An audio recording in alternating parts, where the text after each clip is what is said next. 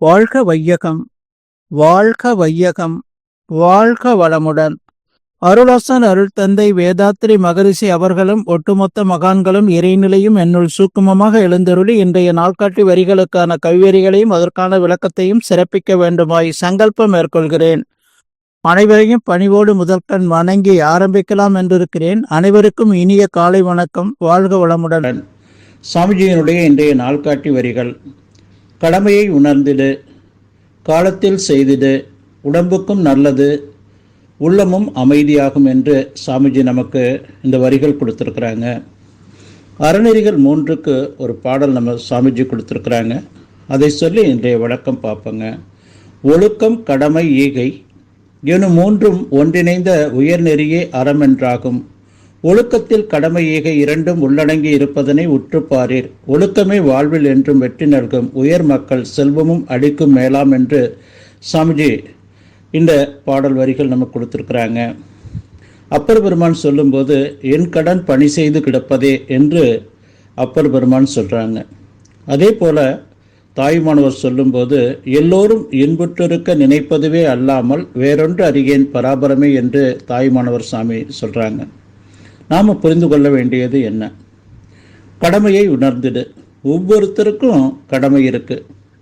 காலையில் எழுந்ததுலேருந்து நாம் இரவு படுக்க போகிற வரையிலும் அவரவர்கள் வயதுக்கு ஏற்றாற்போல், அவருடைய அறிவுக்கு ஏற்றாற்போல், உடல் பலத்துக்கு ஏற்றாற்போல் நாம் ஒவ்வொரு நாளும் நாம் தொழில் செய்து கொண்டிருக்கோம். அதை காலத்தில் செய்துடு. நம்ம சிறப்பாக செய்யணும்.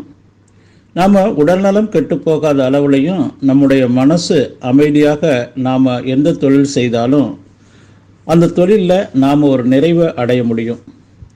அப்போ அது அல்லாமல் நாம் நம்முடைய உடலையும் நம்முடைய மனதையும் நம்முடைய அறிவையும் சீர் செய்து நாம் பணியை துவக்கும்போது நம்முடைய பணி, அன்றாட பணிகள் என்பது மகிழ்ச்சியோடு நாம் உடல் நலத்தோடு நம்ம செய்ய முடியும்.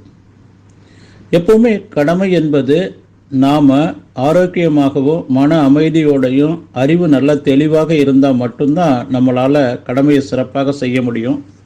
அப்போ நம்ம ஒவ்வொருத்தரும் நம்ம செய்ய வேண்டியது என்ன என்று சொன்னால் நம்முடைய உடல் நலத்தை நல்ல சிறப்பாக வைத்து கொள்ளணும். அதே போல் மனம் எப்போவுமே அமைதியாக இருக்கணும்.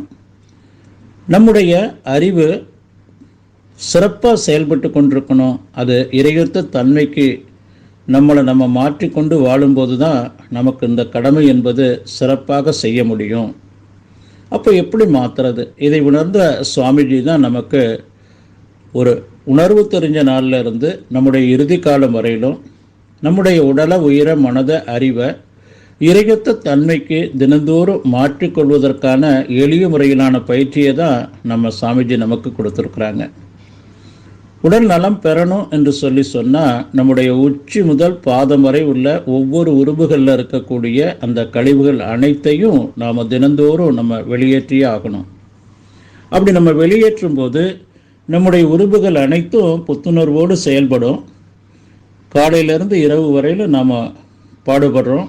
இரவு நம்ம உறங்க போயிடுறோம். உறங்கி காலையில் எழுந்த உடனே நாம் அப்படியே அன்றாட பணிகளுக்கு செல்லும்போது நம் உடலில் உள்ள கழிவுகள் எதுவுமே நம் உடலை விட்டு வெளியேறாது.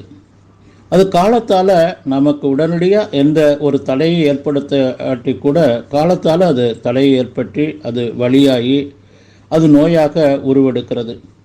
அப்போ ஒவ்வொருத்தரும் நம்முடைய உடலில் உள்ள உள்ளுறுப்புகளில் இருக்கக்கூடிய அனைத்து கழிவுகளையும் நீக்குவதற்காக நம்ம சாமிஜி கொடுத்தது தான் எளிய முறையிலான உடற்பயிற்சி. அதே உயிர்நல பயிற்சி சாமிஜி கொடுத்துருக்குறாங்க. அந்த உயிர் சக்தி என்பது நல்ல தெளிவாக இருக்கணும். அந்த இறையத்த தன்மைக்கு மாறி இருக்கணும். அந்த நிலையில் நம்முடைய உயிர் சக்தி நம்ம உடலில் நல்லா சோற விட்டு கொண்டு உடலையே ஒரு வஜ்ரம் போல மாற்றிக்கொள்ளலாம். அப்போ இந்த நிலையில் நாம் நம்முடைய மனமும் அறிவும் சிறப்பாக செயல்படும். உடலுக்கும் உயிருக்கும் நட்பு ஏற்பட்டால் தான் நம்ம கடமையை சிறப்பாக செய்ய முடியுங்க.